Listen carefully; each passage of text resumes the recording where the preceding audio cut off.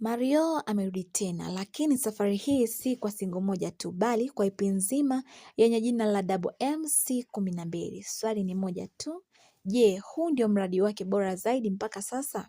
EP hii ina nyimbo 9 zenye mchanganyiko bongo flava, afrobeats, afropop na amapiano.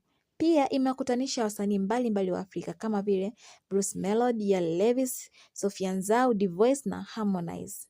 Hii inaonyesha Mario anaendelea kulenga soko la Afrika nzima, si Tanzania pekee.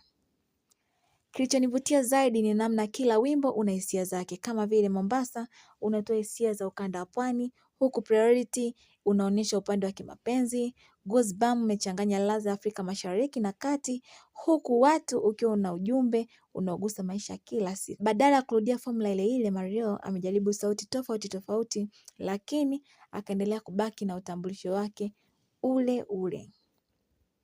Ukilinganisha na kazi zake zilizopita, EP hii inaonyesha ukuaji mkubwa kwenye production na uchaguzi wa washiriki.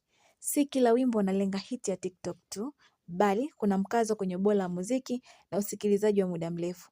Hii inafanya Double MC12 ionekane kama hatua mpya katika safari ya Mario.